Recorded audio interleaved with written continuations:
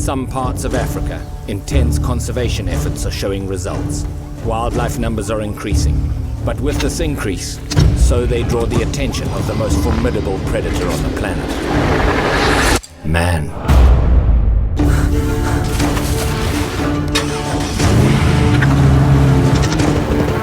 When people and animals collide, things are never simple. In this wildlife-human conflict, I'm often called in to seek out the truth, to find out what's really happening on the front line.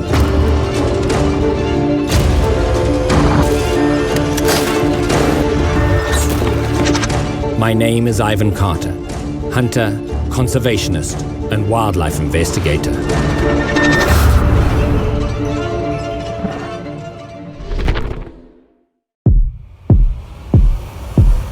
I'm in Mozambique, in Kutada 11, 500,000 acres of prolific wildlife area, leased by Zambezi Delta Safaris and bordering the Maromio National Park. And in spite of exceptional anti-poaching efforts, meat poaching gangs continue to operate in the area. The poachers most commonly operate in gangs that usually number between 3 and up to, in some cases, 10 men. They're ruthless experts in their grisly trade, and thousands of animals die at their hands.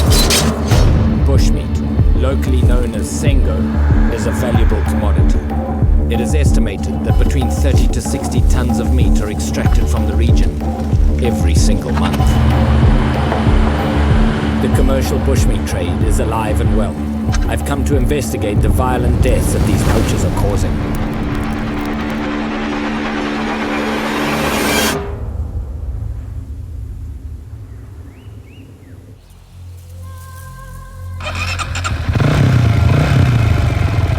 For the past few weeks, I've been on the trail of a particularly elusive gang. I've joined forces with Craig Vint, anti-poaching manager for Zambezi Delta Safaris. Craig runs a comprehensive team of men, and he's called for me to see what he has found.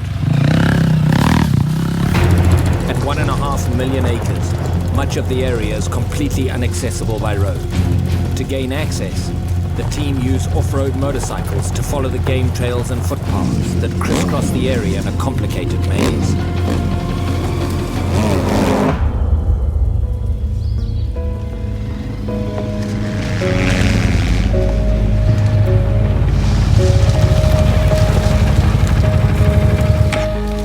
Buen día, Florent. Buen día, boy. Amushe. Namush. Bon dia. Iniwana bonita lap. Verindo, one of Craig's team leaders, explains that he's made a terrible discovery nearby.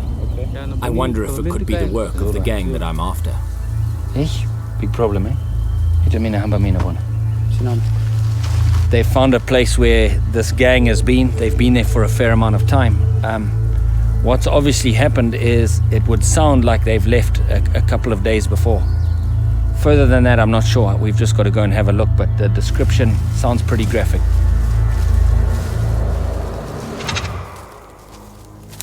In the pansy?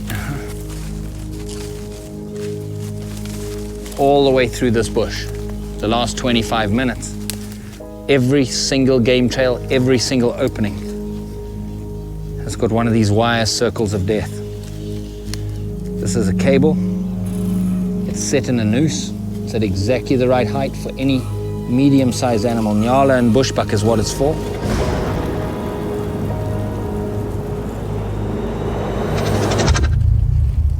And all that'll happen is that animal will walk through, it'll feel the wire, it'll leap, and that wire will tighten around its neck. As we walk further into the forest, a grisly sight catches our eye.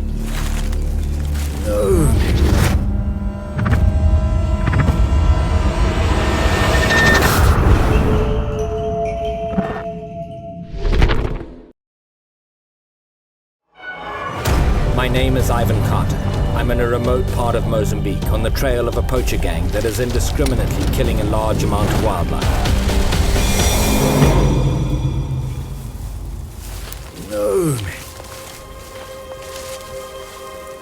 This animal hasn't been dead for very long. We have just missed being able to rescue this one. I mean, this beautiful Nyala female has died for nothing. If there's any consolation, Her struggles tightened this wire cable around her neck.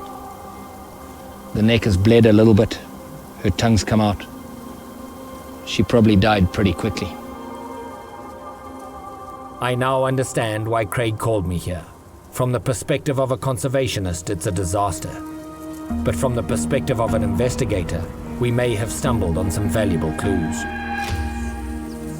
We emerge from the forest into an open plain. They tell me to proceed slowly and carefully, and to watch my step. The gang has constructed a fence to better control the movement of the wildlife, and have used it to grisly effect. Poachers across Africa use two types of trap. The wire snare is the most common, using the struggles of the animal to tighten its grip and literally squeezing the life out of its victim. This particular wire is new, with barely any of the wear and tear that usually comes from continual use, and it's a sign that they have little need to recycle traps.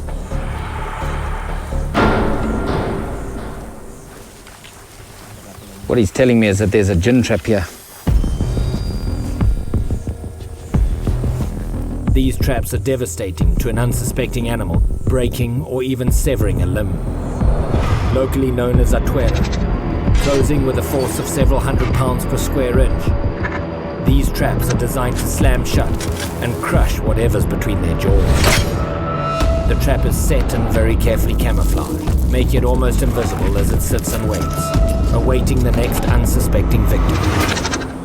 In a local pela, what the poachers have done is they've come into this clearing, they've burnt it 3 or 4 months ago. Now with the fresh green grass, there's all these game trails coming in here. I mean, there's 6 or 7 species of game that would frequent this, and in the evenings the animals would come out, and so every single game trail has either got a snare or a trap.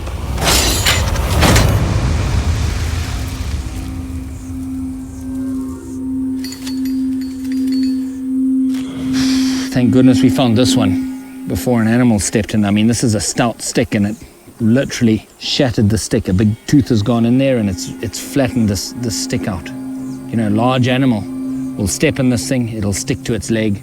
It's a big, heavy trap. This thing probably weighs, 30 pounds, 40 pounds.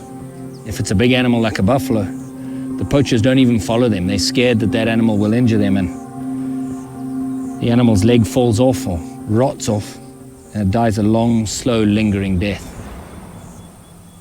No wildlife deserves this. The most devastating thing is the unchecked traps, continuing to kill and maim, and yet left unattended. The wildlife that dies is totally wasted. While we continue to disarm traps in the area, Florindo comes by and informs that the team has made a vital discovery in their investigation. They found the poacher's campsite.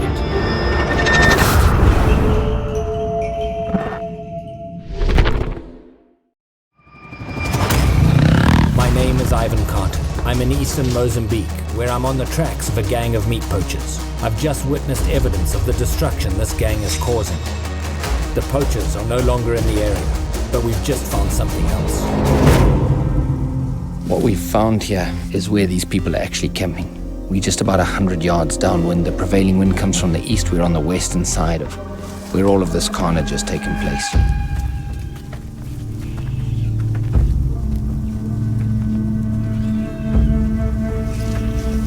It's truly dark in here. Without this path leading in, there'd be no way you'd identify these people that are staying here.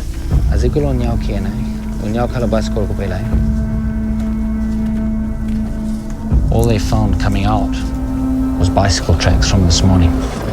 Bicycles are an affordable and effective means of transport in an area like this. Easily able to traverse the game trails and footpaths, the gangs use this mode of travel to ferry traps and meat. Though they normally travel under the cover of darkness, they can become complacent and sometimes even travel by day.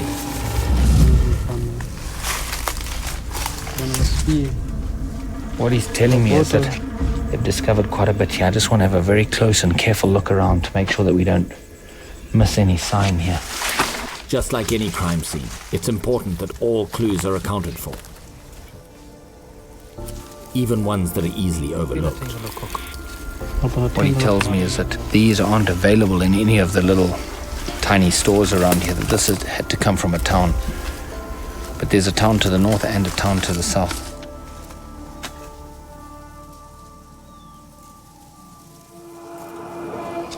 This is a reedbuck ram.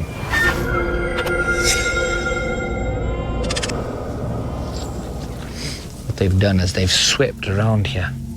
They'll do that when they leave the camp so that they can see if there's any footprints that they don't recognize. They'll know that they've been discovered.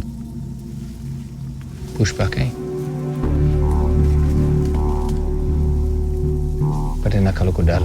It's a bushbuck ram. They've been using this camp for a long time. You wouldn't find this kind of thing here if this was a new camp. The size and age of the camp tells me that these are not subsistence poachers desperate for meat. These are commercial poachers, making money from their trade, and this is a sizable operation. You know, one of the greatest indicators of poachers in an area like this are vultures. And so very often, to stop the vultures from coming, what they'll do is they'll bring the whole animal in here. What we've got here is a couple of poles that they would have used to carry the animals in here. 2 legs tied there, 2 legs tied there and slung over the shoulder.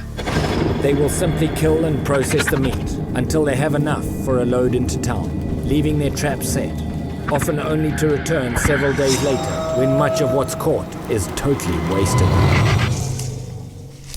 Big, heavy stabbing spear. These guys have got pretty arrogant. I think they've been here for a long time. You can tell from the skulls they've been here for probably a few months. That's a bit of horn there on this end. You can see the ridges of the horn. What they'll do if they come across an animal in a trap, they'll actually take this and just stab the animal to death. You can see it's got a very heavy, it's about the size of a broomstick. Nothing designed to be particularly humane, just designed to get things done. They've also left a water container. As beaten up as that may look to a Westerner, that's a treasure in the third world where it can be dry and thirsty. So a lot of sign of wealth here. Liquor, sodas, other bits and pieces that would indicate that these guys are a little bit arrogant. A lot of indicators that they're going to be back as well. And when they come back, we're going to have a little surprise for them.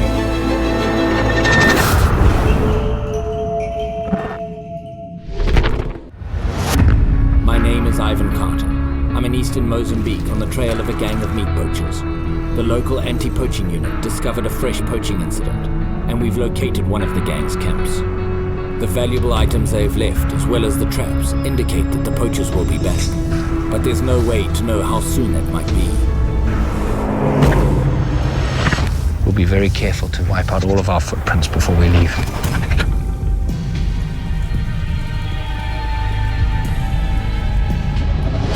Commercial poachers will usually have many camps spread over a wide area. They'll bring back meat to sell in the local markets, and then head back to their campsites to restock on their illegal goods. There's no way to know exactly where or exactly when the poachers will show up. Time, as always, is the enemy. While Craig and his team continue to search the area for more camps, I head to a small village nearby.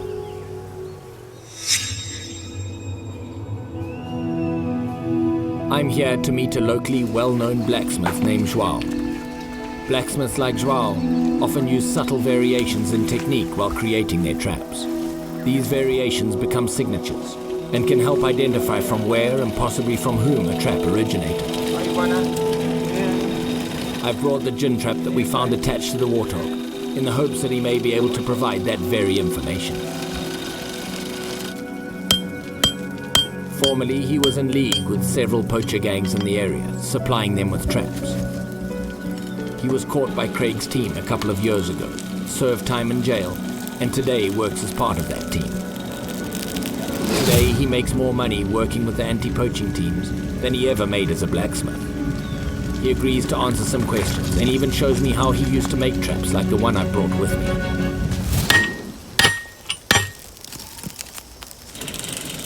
Wena bonili fanigaso, wena is kubane nenza. He says he doesn't really recognize a trap made by somebody else, but he does know that it's not his. So lo Ipi anapumili lo trap when a He said it's caught many animals. He can see that the teeth are bent and they've been fixed many times. He said he's seen many traps like this come from the north. To the north. He tells me that as a blacksmith, this is where you need to travel to make money. A trap like this can fetch about 500 metacash, or around $15 US. With $15 US, a blacksmith in this area can support themselves and their families for over 2 weeks. That's a significant income. There is only one town north of us here. This needs to be my next port of call. Here we are in this town in the north, on our way to the market. To try and identify where the meat is going to is probably going to be a good way to see how these poachers are getting resupplied, where they're getting their traps, their wire. It's a pretty industrial town. There's a sugar mill here. That means there's lots of jobs. Where there's lots of jobs, there's lots of people earning a living, which is good from one perspective. It takes them off the breadline and eliminates the subsistence poaching. The other perspective, there's more people with money in their pockets who can afford to buy meat.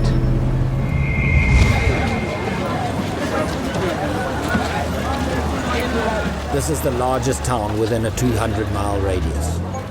Thousands of people travel to this market daily, making it an irresistible location for poachers to sell their wares. If the bushmeat is being brought north, then this is likely the market in which it will be sold. We may not catch the actual poachers here, but if we can confirm that the bushmeat is for sale, then we will at least get an idea of the route this gang is taking from their camp to here. I'm told that in the front of the market there's a guy that sells meat. A meat shop seems the obvious place to start asking questions. While the Portuguese name for meat here is carne, poached bushmeat is widely known as sengo. I decide to try taking the direct approach to see if I can find any information or a reaction from the locals. Carne, eh? Sengo? No. I ask him if he sells sengo. No sengo. Donde sengo? He denies selling any sengo. His face, however, is telling a different story.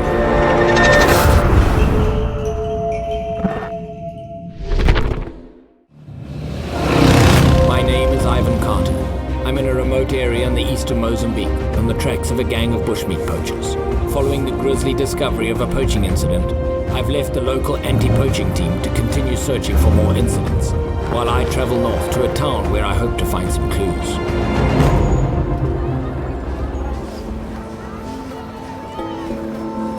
Carne, eh? Sengo? No sengo. The merchant denies any involvement with bushmeat. Quanto cuesta? But his face says otherwise. However, my obvious foreign appearance precludes him from telling me anything, and I'm stonewalled at every question. I continue to the next vendor.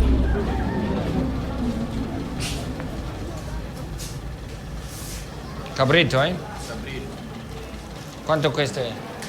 What the man tells me is that they only sell pork, goat, and No cow. sengo. Donde sengo? Sengo non vende no mercato. No vendo aquí, eh? All they sell here is domestic fare. No bushmeat. I can't help but feel like they're telling me what I want to hear. Joao the blacksmith was quite confident that the poachers would operate here. Surely somebody knows something. Word travels fast in Africa, particularly in a busy marketplace. Within minutes of my first question, I'm sure almost everybody knows why I'm here. Perhaps if I continue asking, eventually word will reach someone that will help me. Donde vende la sengo? Sengo? No. I feel sure that bushmeat is for sale in this market, but just not for sale to me. It seems I'm at a dead end. Bom dia. Bom dia, senhor. No vende aquí, eh? Sim. Donde vende la sengo? Sengo. Sengo, oco? sim, ali à frente. À frente. Finally, some information. ¿Dónde? This man claims to know someone in possession of bushmeat and directs me to another area of the market. We don't travel far before his colleague finds us. And he leads me behind the main street and into a narrow alleyway.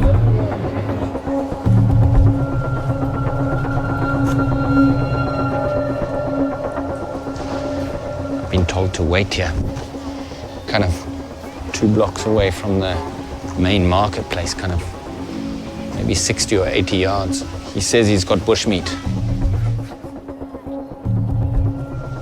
It's just a few people kind of staring at me.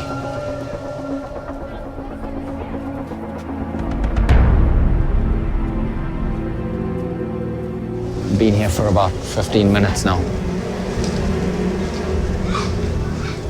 Looks like somebody's coming through the trees here.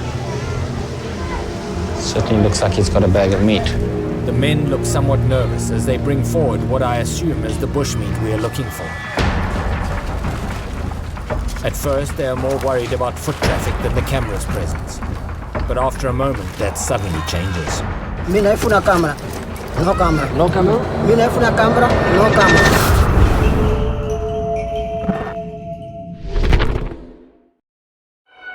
My name is Ivan Carter. Following the grisly discovery of a poaching incident in eastern Mozambique, I tracked the poaching gang to a town to the north, where I found 2 men selling poached meat. I quickly discovered that these men, in fact, are not poachers or even traders. They bought the bushmeat for their own use and offer it to me at a profit. I agree not to reveal them to the authorities in return for what I could learn from them. Let's just switch off. If you guys can back off, let me just have a chat with them, see if I can find something out. Sorry, guys.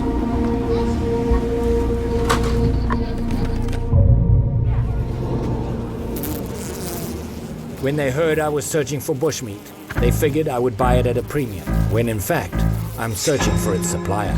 They told me that the men who sold him the meat would soon return with more. What we saw was just a small percentage. He received that consignment of meat 2.5 days ago. That lines up exactly when we know that this gang left our area. He said he's got some orders, whatever that means. And he said that they're due to deliver on that order in 8 days' time. This means that the poachers will soon be headed back into the bush to gather more meat. This may be our only opportunity to catch them. Before leaving town, there's one other place I need to go. The local village hardware store. I want to see what wire and cable they sell, and see if indeed it matches the cable we found on the snare line. A store of this size may be small and seem common to us in the Western world, but here it is a rarity. Indeed, this will be the only store of its kind for many, many miles around.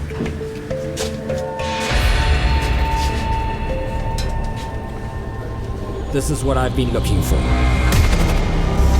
It's hard to imagine that this small, seemingly innocuous wire can, in the wrong hands, cause such death and destruction. This is exactly what we found along that snare line, exactly the same stuff. And looking at this, looking at the size of this town, this is the only place you can buy that, which would suggest that these guys are buying their raw materials in this very shop and then moving down. For $8 a meter being 3 feet, each of these snares probably at least 4 or 5 meters. So you're looking at $30 to $40 per snare. That's not small time in this part of the world. That's a giant amount of money, and you see the cost of the meat. They must be selling a lot of it to be able to afford this nice new cable. It would appear that this store is unwittingly supporting the needs of this gang. I've confirmed that bushmeat is indeed being ferried north and sold here in this town. I've also confirmed that the poachers are using this area to restock on wire and other supplies. But where does this leave the investigation? Our mission began with the discovery of a gruesome and illegal commercial poaching operation in eastern Mozambique that is devastating the local wildlife. Through the stalwart efforts of Craig and his anti-poaching team, we discovered one of the potentially many camping sites used by the poaching gang to conduct their nefarious business. João, the local blacksmith, couldn't identify the original makers of the trap that we found, but he was quite sure that he knew where they came from. And indeed, traveling to the northern town, we've now found evidence that the poachers were resupplying here and selling their illegal meat. Now, although the poachers have yet to return to the camp we discovered, we know that they will return to the general area, an area which has been prosperous for their macabre trade. We also now know that their route stretches north of their base camp, which allows us to establish prospective footpaths for their arrival in the region. With this newfound information, I reunite with Craig and his team to formulate the next steps of our plan to catch this gang. I think it's best that we have another anti-poaching group here doing roadblocks, because they might cut across to these other villages trying to sell the meat that they've already poached. So what happens if we put the Argo guys and drop them off here? Yeah? Then I'll go back round and I'll set up with the other two guys over here. No, that's a good idea. The plan is to split up Craig's team of rangers and set them in place in ambushes along the paths we suspect the poachers are most likely to use. The hope is that one of the ambushes spots the gang en route to their camp. From there, it will be up to the members of Craig's team to track them to their exact site, where the evidence of poaching is unquestionable. It's a dangerous and highly difficult task. Should we fail, we'll alert the poachers to our presence and destroy the efforts of Craig's team. The wildlife here will continue to be destroyed. Failure is not an option.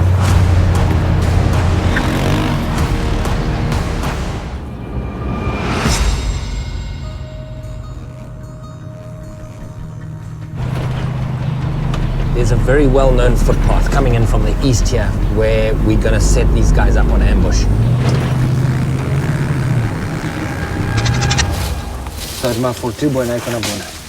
This is a potentially dangerous plan. My longtime friend and partner Livy has agreed to help. We hastily cut brush to camouflage our equipment from passers-by. I think this should be fine here, Craig. Yeah. No, definitely. The guys are going to make themselves a little nest in here. Livy's gone off to just cut some leaves so that they can make a little bit of a screen.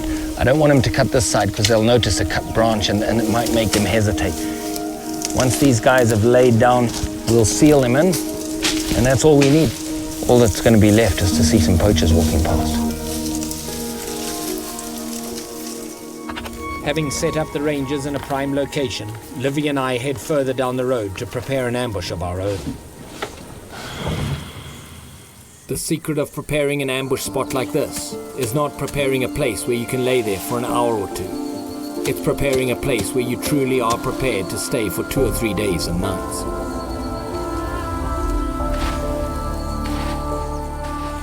The path we're watching is used by everyone in the surrounding villages, not only poachers. We settle in, and after some time, people begin to pass by.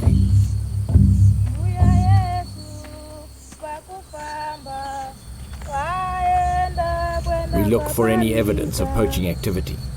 Traps, empty meat bags, loops of wire. And with our obscured vision, this is an ambitious task.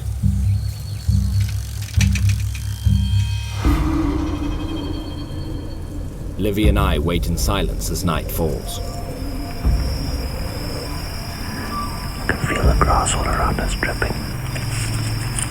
We've been here now for 12 hours.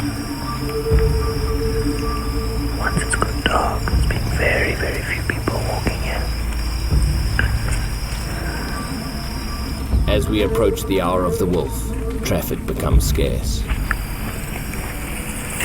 And we know that they're moving at night through these areas. It's too dangerous for them to move in the day. Suddenly, Livy and I hear a very distinct sound. Is this what we've been waiting for?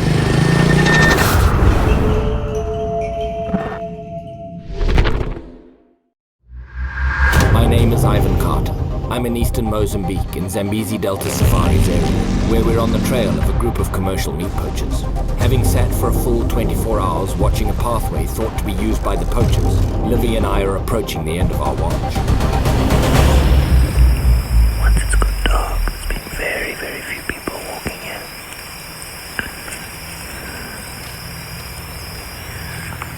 things have not gone well. We haven't identified a single poacher. We know that they're moving at night through these areas. It's too dangerous for them to move in the day. Suddenly, there's a familiar sound in the darkness. Could this be one of our poachers?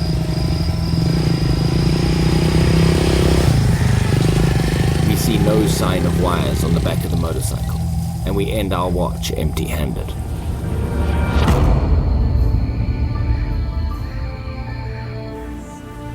Livy and I emerged from our hideout the next morning, after a very long and uneventful night. Many villagers came past, but in the darkness, we couldn't positively identify any of them as being part of the poaching gang. It seems, however, that one of the other ambush sites has had a little more luck. Finally, it looks like all of our work's going to pay off. It was a long night last night, though, at about 11 o'clock. One of the ambushers radioed in. They saw a guy going past on a bicycle with just one gin trap on the back. And then again at about 3 o'clock, one of the other ambushers found 2 people, that's excellent news. It's bad news they're coming in, but it's excellent news for us. This is exactly what we've been waiting for. We've identified a rendezvous point which we're going to meet at. A place where we both think that these poachers are coming to. It's a place with water. It's a place where they often will gather in this thick bush. They'll probably camp for the day there, and then tonight they'll move again and come all the way deep into the area. This all sounds easy in theory. Finding people who don't want to be found, however, is always tough. It's crucial we all work together. I meet Craig to formulate a plan. Craig, how are you this morning, bud? Thanks yourself, Ivan. Good, man. Excellent. Good. So your guys saw them down this direction where that first and second ambush was, eh? Yes, yeah, we're going to follow this river course. There are also a few puddles of water that we will look at, because that's where they'll be drinking. And hopefully with the wind coming down here, we'll smell the fire if there is one. Yeah, no, definitely. Perfect. Okay, so what we're going to do here is we're going to walk very, very quietly along this river here. There's a couple of game trails that follow this river. They're going to look for human sign on those game trails. Normally, when camping, no matter who you are, you're looking for a place that's shaded and has access to fresh water. Based on what the rangers witnessed last night, somewhere along the stretch of river is where the poachers are most likely to be setting up camp. Now everything comes down to tracking, and to spotting them before they spot us. No easy task when you're up against the world's most intelligent mammal.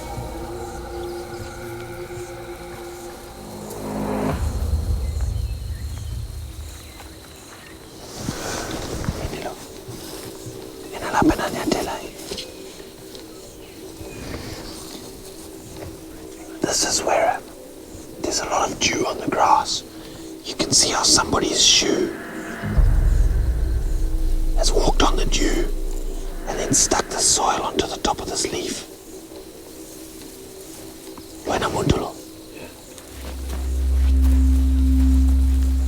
The possibility that they could be armed only elevates the need for caution.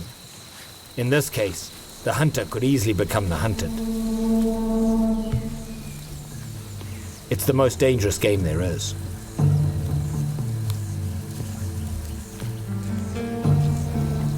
Yes, they're bicycle tracks.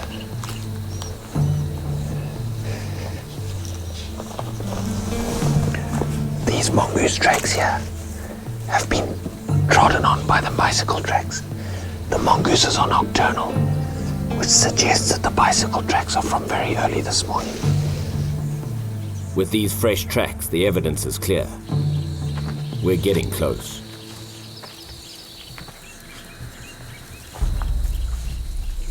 Livy stops us. He's onto something.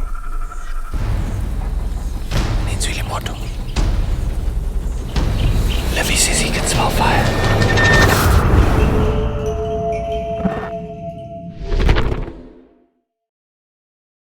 Carter's War would like to thank the following people and organizations. Without their help, this program would not be possible. My name is Ivan Carter. I'm in a remote part of eastern Mozambique, where we are very close behind a particularly ruthless gang of meat poachers. We've been on their trail for many days, and finally we are close, very close. Livy has just smelled smoke.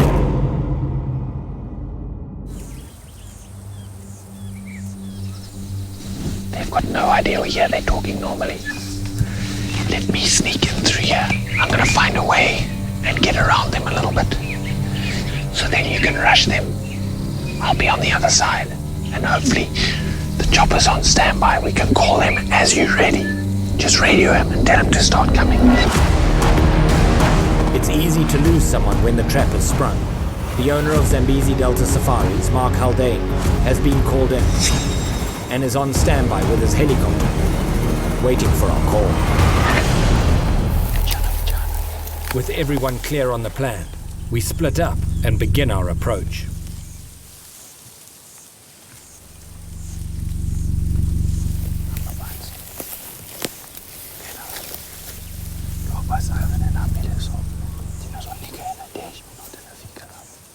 We've given Oven 10 minutes to go around. I think our best option is to wait here until he gets there. Then we're going to go around as well and try and catch these guys.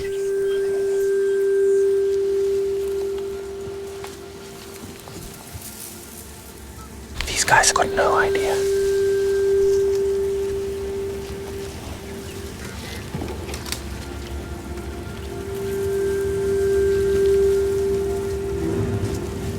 He's still talking, isn't it? Yes. No.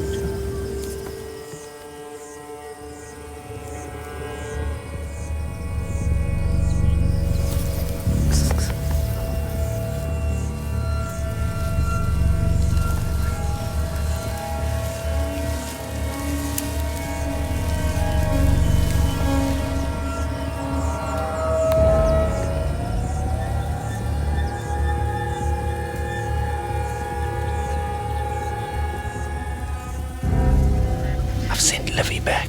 He's gonna go and catch up with Craig. When Craig starts moving in, he's gonna radio for the helicopter, which hopefully will be what we need.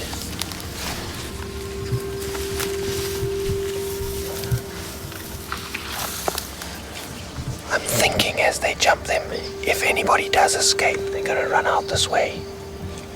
By then, hopefully, the helicopter will be here. All we've got to do is wait.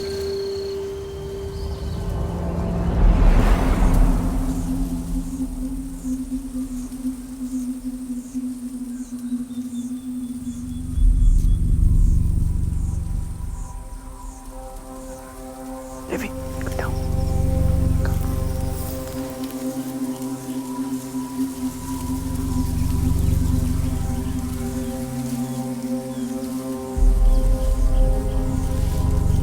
Is Arvin in this position? Yes. Okay, I think let's start easing around the side. Okay.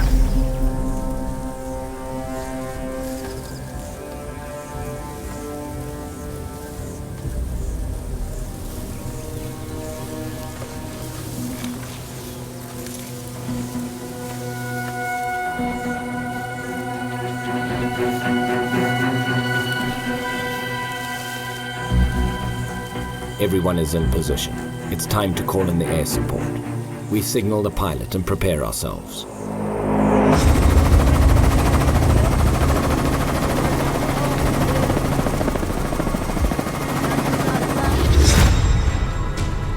As soon as we hear the choppers approach, we'll spring our trap.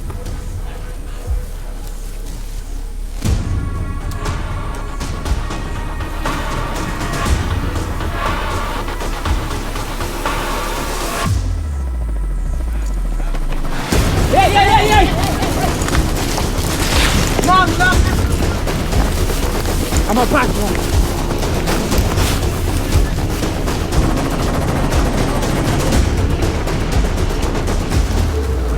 Hey, yeah. Good. Yeah. Good.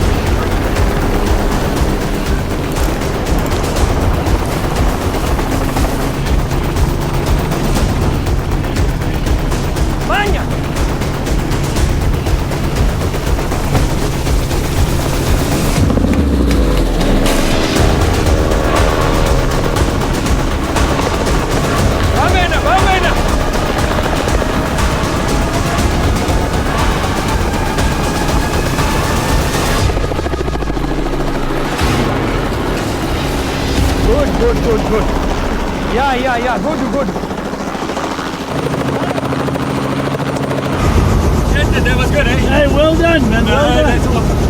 Perfect. You were right on time, and we got the other two in there. Get the other two inside too. Brilliant.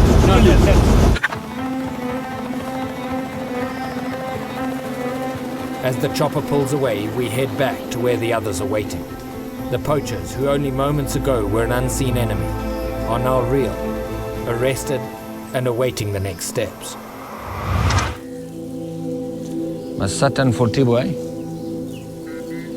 We've all got a human side, and you can't look at this and not feel a drop of pity, but what's got to keep you motivated is just you've got to focus on the wildlife these guys are maiming and destroying. It's unbelievable. I mean, look at their bicycles. They've got traps on their bikes, full of wire snares. As little as these guys have, the damage to our wildlife is incredible.